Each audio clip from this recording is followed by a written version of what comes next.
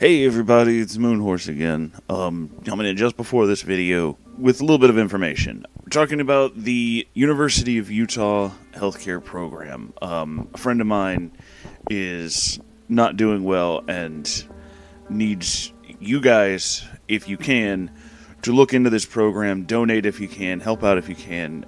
They're looking for, donations, people who can do live kidney transplants, the whole thing. This is a very good cause, and it's very, very important. So if you guys have anything you can do to help, or any way that you can help at all, please do. It would mean a lot to me. It would mean a lot to everybody. It's not just me. It's about everybody. Everybody's in this together, so we should all put together to actually do something.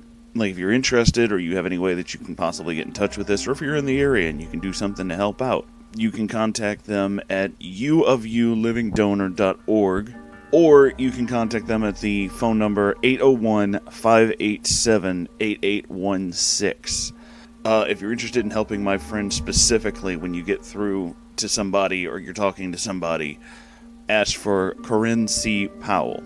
That's who needs the help right now. It's this person who asked me to kind of help out, not just for her, but for everybody. So if you want to help out, you want to contribute to a good cause, you want to do something good, really help these people out. They could use it. Alright, so now on with the show.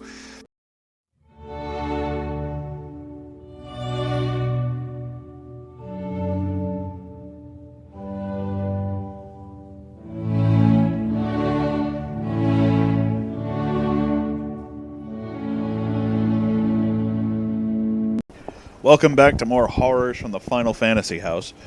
I'm your friend Moonhorse, and these are... Where the hell is my fucking mouse? There it is. These are Katt's letters. Letters from Katt explaining eerily similar experiences to a new quote-unquote Zack. Ooh boy. I just recently got these letters, i.e. October of 2006. Just for a sense of time frame and all. Hello, my name is Katt, and I actually emailed you once before a long while back, sometime not too long after I left Jen's group by choice/complete meltdown. Haven't really had the guts to go through and write anything until now. A day after my 2-year anniversary of having a mental breakdown and leaving. And actually, it was reading Mela's account of what went on, and remembering parts of it too, that's given me courage. I in fact remember Mela really well, and though I was angry before because she was part of that group that hurt me, I find myself with no anger at her now. Actually, back a lot of what she says as true, and kind of emphasize with her as well. Empathize, not emphasize. Blah. I'm glad she's out now as well. Anyway, I don't have much to add to her story, as Mela summed things up pretty nicely. It's the condition of the house, Jen's feeding, and the spending habits and whatnot. What I can add is a bit more on how she treated me personally. I was, at least I felt, viewed as a source of income to Jen, and also as a guard-type person, meaning she'd have me sit up till dawn a lot of nights because she was afraid something horrible was going to happen, and nothing ever did. Most nights, in fact, were quite lovely and calm, but extremely tiring because I wasn't getting much sleep anymore. I'd sleep after it was light out and wake whenever Jen would waltz into the room to use my computer or wake me up to do whatever my duty was that day. My health actually started to decline because of my lack of sleep. My job, incidentally, included going on a lot of these pointless long drives Mela spoke of. These would sometimes go on throughout the night to the early hours, hunting things. Now, one thing Mela faintly touched on is how violent Jen and Anna/Angel could be.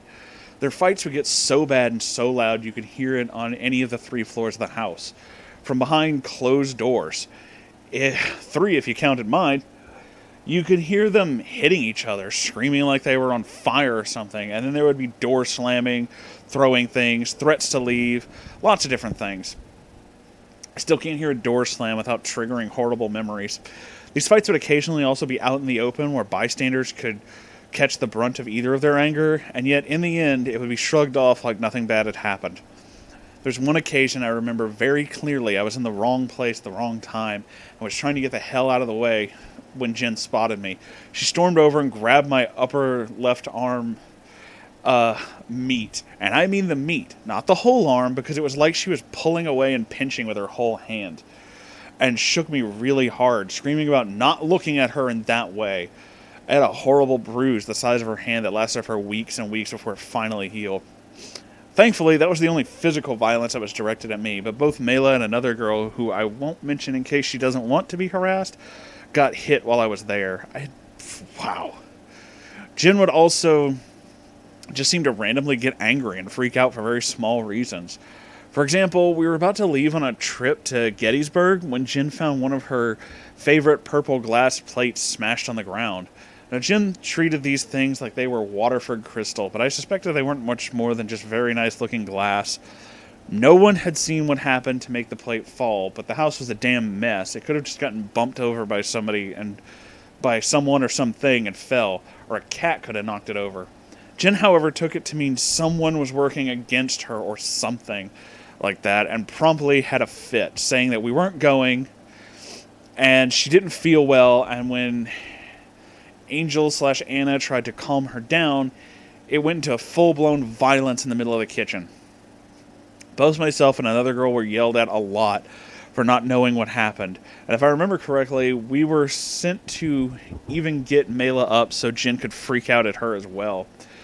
We did end up going, but not after a lot of Jen freaking out. There's a lot more I remember, but I'm starting to get a headache, so I'll email you more eventually as it comes to me. Second letter. Hi again. Yeah, I know I just sent you an email. I very stupidly forgot to paste what I had tried to write you a long time ago. It's actually kind of creepy how many scary parallels between what happened to me and what happened to you there are. I also remember a ton of crap the minute I laid down, too. Anyway, I met Jen and Angel/Anna via my roommate at the time, who had gone and hung out with them or something like that in State College, which is about 45 minutes from where she and I lived in Altoona. I don't really know the area. I could hear them hanging out in the living room, and in a brilliantly very not like me moment, I decided, hey, I'll try to be social. I should have stayed in my damn room. They identified me as their Zach, too. Really, the experience didn't turn me off being a fan of Zach. I mean, I kind of am. Anyway, I was really damn stupid at the time, and I was not doing well with my parents and my current roommate, or a really long bout of depression I was in, which got worse after my grandmother passed. They seemed nice enough when I met them, and I was willing to just go along with all their stuff they talked about because I was happy to spend time out of the apartment. It was harmless fun, right? I'd even sometimes joke around with my roommate/best friend at the time about it. I remember she got a big kick out of it at first, but things also dwindled with time between us. Jen and Angel slowly poisoning our relationship. Mind you, I'm not the type to get pulled into crap like this easily, but they had sadly noticed the state I was in and hooked me nice and tight when I was as down as I'd ever been, at least at the time. I also moved their stuff, along with Mela's help, from their duplex into this big house while Jen and Anna did minimal work. And then none at all.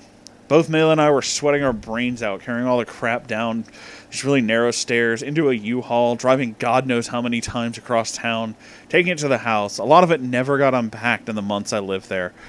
Thankfully, I did not have any scary experiences with Jen's personal items.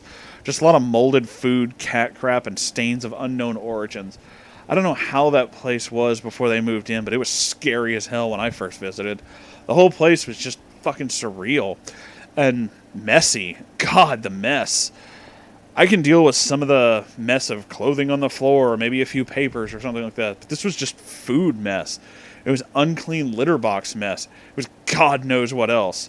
Jen claimed the duplex had been inhabited by vampires, and before they moved in and there was blood everywhere. I sometimes wonder if that would have been an improvement over the condition things were in when I was there.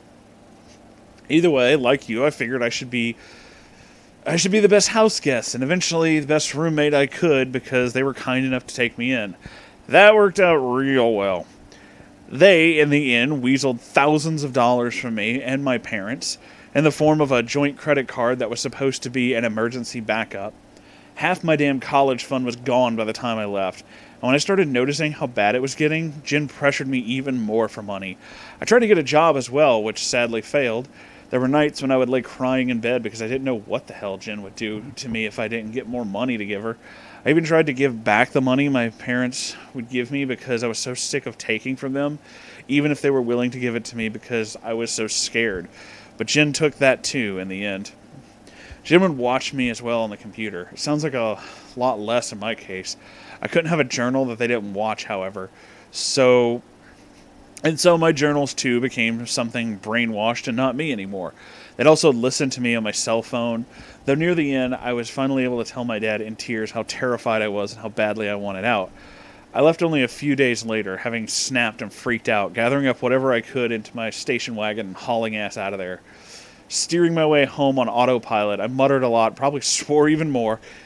I was lucky in that I actually had my car there and thus had a means of escape. It also meant more staying up nights patrolling, but those at least got me out of the house and usually alone. I could have moments peace. Hell, I started smoking just as a way to get the hell out of the house for a few moments. And I'm an asthmatic. I was also the brawn of the group, which meant carrying heavy things, moving crap, doing things appropriate to my standing in the house. I didn't mind this so much as I felt at the time that it was at least useful, and not until later did I figure out what all I was being used for. A tad too late, sadly. I've got too many lasting effects from my time there. I don't know what the current situation is, or where they are, which worries me a little as I kind of like to know where the hell they are in case they know where I live. Though the last I heard, they were off in Arizona or something like that. Sorry this is all thrown together so sloppily, but a lot of my memories are scrambled, and it's hard to really organize them. Wow. Well, that's some fucked up shit right there. Thanks for listening, everybody. You can like, comment, subscribe, and also I have a Patreon if you want to contribute more to this mining of insane things from the internet. I'd appreciate it. Okay, bye.